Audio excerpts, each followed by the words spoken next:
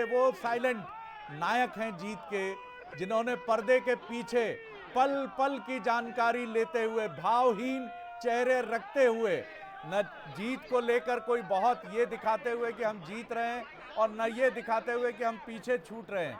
यही बीजेपी की तटस्थता, उसकी शक्ति है। भूपेंद्र यादव और अश्विनी वैष्णव जी, इन्होंने वही भूमिका निभाई।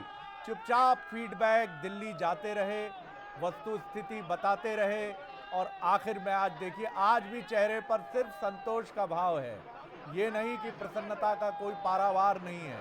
हाँ, हमने कर दिखाया, यस वी डिड इट, हमने कर दिखाया। ये बीजेपी की वो संगठन शक्ति है जिसका जवाब फिलहाल कांग्रेस के पास नहीं है। चलिए, तो ये साफ है अब तस्वीर कि बीजेपी मध्य प्रदेश में आ चुकी है। एमपी के मन में बीजेपी, जी हाँ,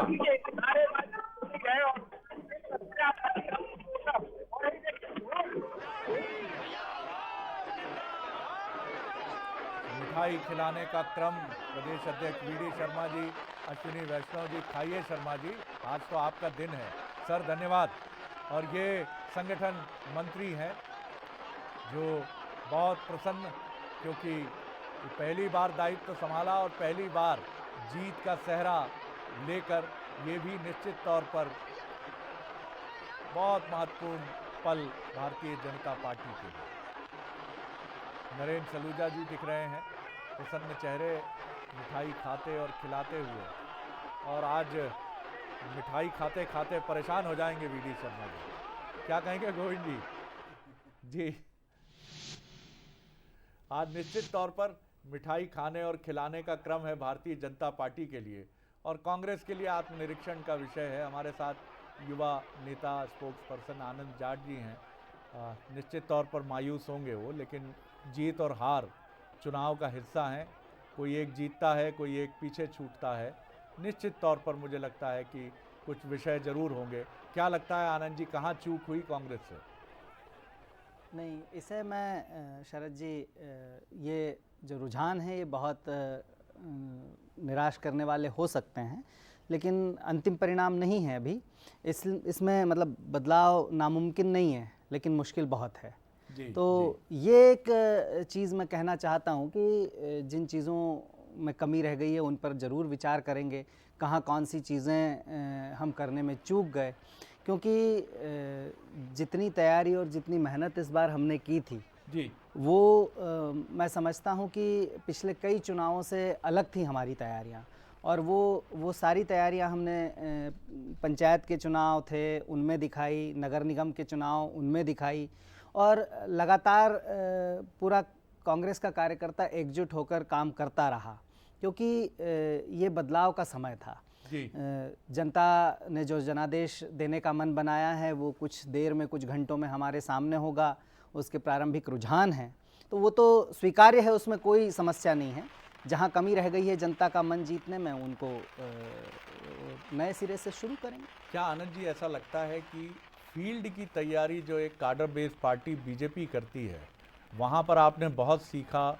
आपने मंडलम, पन्ना प्रमुख, वो सारी प्रणाली जो बीजेपी में देखी जाती है उसको आपने अपनाया, और मुझे लगता है कि इस बार बूथ रिप्रेजेंटेशन आपका बड़ा मजबूत रहा। लेकिन फिर भी जिस तरह से परसेप्शन बनाना था, लाडली बहना को लेकर हम शिवराज जी को जिस तरह देखते थे, नारी सम्मान को लेकर आपके नेता कभी उस तरह मैदान में मुखर नजर नहीं आए।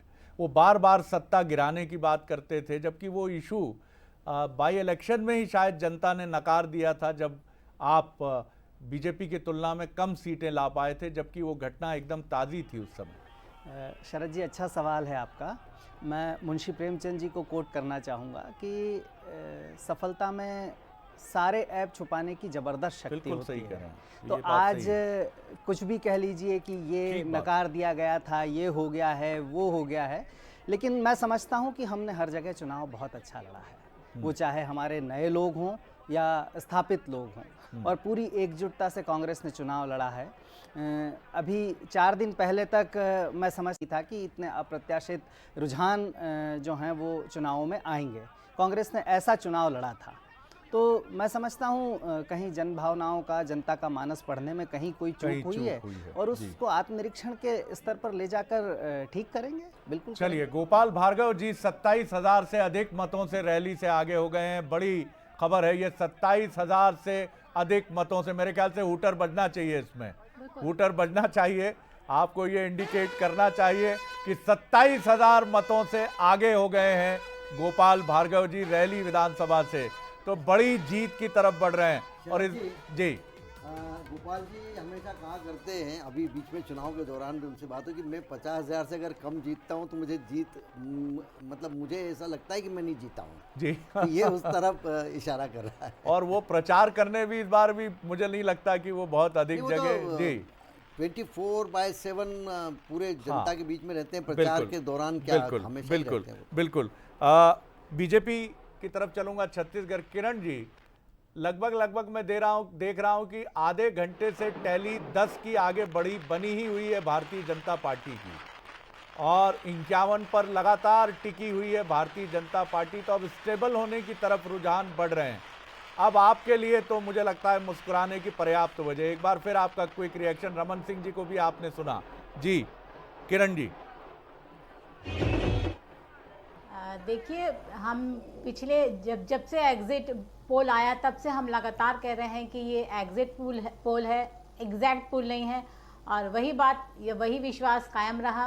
और अभी तक जो एग्जिट पोल में जो रिजल्ट आए थे वो सचमुच बहुत शॉकिंग रहा, और वो एग्जैक्ट पोल नहीं था, वो तो ये तो जनता को पता लग गया और आप सबको भी पता लग गया।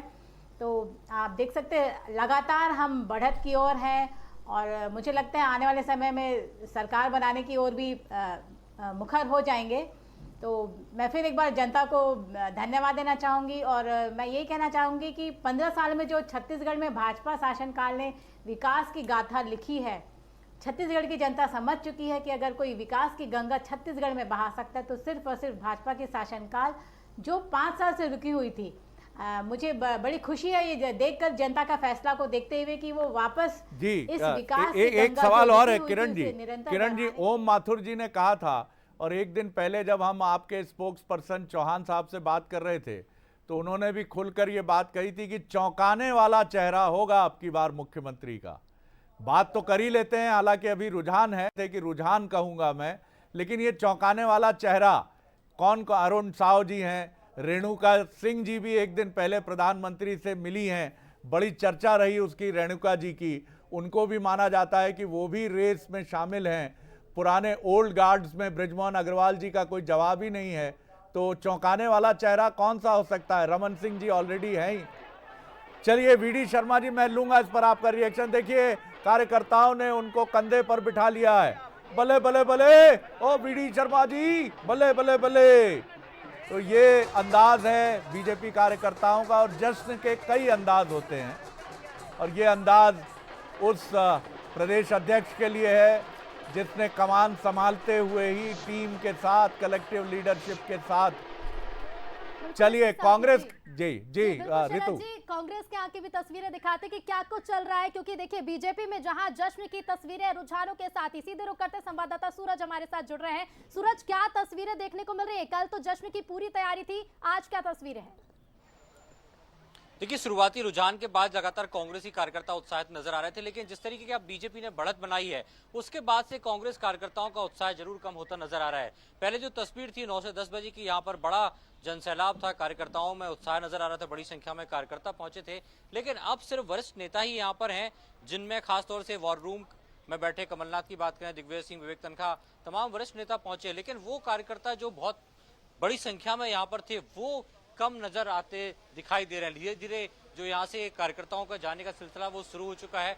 कुछ ही कार्यकर्ता हैं जो खासतौर से अभी भी आस लगाए बैठे हैं और परिणाम देख रहे हैं, लेकिन तमाम वरिष्ठ नेताओं को अभी भी इंतजार है कि अभी 11:30 बजे हैं, और ऐसे में आने वाले समय में और भी परिवर्तन देखने को मिलेगा। शायद यही कारण है कि तमाम दिग्गज नेता वॉर रूम में बैठे हुए हैं, और देखिए ये कार्यकर्ता हैं जो यहाँ पर इंतजार कर रहे हैं और मतगणना को लेकर टकटकी लगाकर देख रहे हैं किस तरीके से परिणाम उनके पक्ष में होंगे। लेकिन वरिष्ठ नेताओं की बात करें तो वो अभी भी इंतजार में हैं, क्योंकि उनका यही कहना है कि अभी भी वक्त नहीं हुआ है, क्योंकि बहुत मतगणना तो दो तस्वीरें आपकी स्क्रीन ज्यादा पर नहीं हैं। हुई है। एक तस्वीर पर उत्साहित कार्यकर्ताओं का हुजूम और दूसरी तरफ शांत बैठे हैं कांग्रेस के कार्यकर्ता। लेकिन ये समय है कि कांग्रेस के तमाम बड़े नेता अपने कार्यकर्ताओं का मनोबल बढ़ाने के लिए कांग्रेस कार्यालय पहुंचे, क्योंकि बहुत ज़बरदस्त लड़ाई लड़ी है कांग्रेस ने। वो पीछे रही है, उसके कारण तलाशे जाएंगे, हम भी विश्लेषण करेंगे। लेकिन इस समय कांग्रेस के कार्यकर्ता का मनोबल डाउन ना हो, इसके लिए ये बहुत ज़रूरी है कि तमाम बड़े नेता उनके योगदान की सराहना करें और अपनी खामियों का रिट्रोस्पेक्शन करें, जिन खामियों की वजह से बीजेपी पीछे छूट गई है। तो एक तरफ बीजेपी में जश्न और दूसरी तरफ कांग्रेस कार्यालय में मायूसी, जो बहुत स्वाभाविक है, बहुत स्वाभाविक है। जयप्रकाश जी, कांग्रेस की क्या ऐसी त्रुटियां आपको दिखती हैं? क्योंकि जैसा कह रहे थे आनंद, बिल्कुल सही कह रहे थे कि सफलता के अनेक माता पिता होते हैं, लेकिन असफलता को, जैसा प्रभाष जोशी कहते थे, मुझे अक्सर याद आता है कि सफलता के हजारों माई बाप होते हैं, लेकिन असफलता के लिए, और ये शायद भावुक हो रहे हैं संगठन मंत्री, संगठन महामंत्री शरद जी, कांग्रेस के आप देखिए कि मध्य प्रदेश में 40 सिटिंग एमएलए पीछे चल रहे हैं और आप अंदाज लगा सकते हैं कि उसको ज़्यादा टिकट काटने चाहिए थे। यानी उनकी रणनीति में एक तो ये बहुत बड़ा खामी थी जी, कि उन्होंने ये मान के चले कि उनके जो सिटिंग एमएलए हैं वो वापस जीत करके आएंगे। दूसरा, उनकी निर्भरता जो थी वो नेगेटिव वोट पर बहुत ज़्यादा थी। वो मुझे लगता है कि सिटिंग एमएलएज पर भरोसा करना उनकी मजबूरी भी थी जयप्रकाश जी, क्योंकि संसाधनों की कमी थी और जो सिटिंग एमएलए थे संसाधन संपन्न थे। हाँ, तो ये चीज़ पीसीसी चीफ के नाते कमलनाथ जी भी समझते थे कि ये अपने संसाधनों से चुनाव लड़ पाएंगे। जी, आप ठीक कह रहे हैं कि एक डोमिनो इफेक्ट भी काम करता है कि एक आप जैसे केंद्र में भी सत्ता में है, यहाँ स्टेट में भी पावर में है, और जो पूरा एक सिस्टम, एक इकोसिस्टम रहता है, वो भी ये चूज़ करता है कि जो चल रही है सरकार, जो वादा कर रहा है, जो जैसे लाडली बहना योजना है, ये 4 महीने चल चुकी थी, तो उसके मुकाबले उन्होंने कमलनाथ जी के उस वादे को तरजीह नहीं दी, उन्होंने उसको तरजीह दी जो चल रही थी। तो एक डोमिनो इफेक्ट भी काम करता है, इसमें कोई दो राय नहीं। कांग्रेस ने उसको तवज्जो भी नहीं दी थी। मैं जब फील्ड में गया जयप्रकाश जी, तो मैंने पूछा कांग्रेस के दिग्गज नेताओं से, उन्होंने कहा, मैंने कहा आप नारी सम्मान की बात क्यों नहीं करते हैं? आप तो 1500 दे रहे हैं, बीजेपी 1250 दे रही, तो उन्होंने कहा इससे कहीं ना कहीं लाडली बहना का ही प्रचार हो जाएगा। बिल्कुल, ये एक नेगेटिव परसेप्शन था, मुझे लगता था कि जी जी मैं भी फील्ड में गया था। जी, जो कांग्रेस की जो कमियों की बात की जा रही है, तो मैं भी एक विश्लेषक के बिल्कुल, तौर पर बिल्कुल, बता सकता पत्रकार हूं। के नाते आप करिए जी। तो एक जनरल परसेप्शन जो गया कि लाडली बहना का पैसा उनके खाते में आ रहा है। हिमाचल प्रदेश के पूर्व मुख्यमंत्री जयराम ठाकुर आए थे इंदौर में, मैंने उनकी प्रेस कॉन्फ्रेंस कराई थी, उनसे पूछा था कि वहाँ क्या ये इनका जो नारी सम्मान का, बोले 1500 रुपये नहीं दे रहे हैं, वो तो जो 5000 रुपया जो मिल रहा है विधवा पेंशन का, उसमें 500 बढ़ा के वो 1500 करा, बाकी किसी को नहीं दे रहे हैं। दूसरी बात जो महिलाओं में गई, कमलनाथ जी ने कहीं कहा कि हम आएंगे तो इसको फिर से नई तरह से लागू करेंगे, क्योंकि ये भारतीय जनता पार्टी के लोगों ने फॉर्म भराकर उनको दे दी महिलाओं को।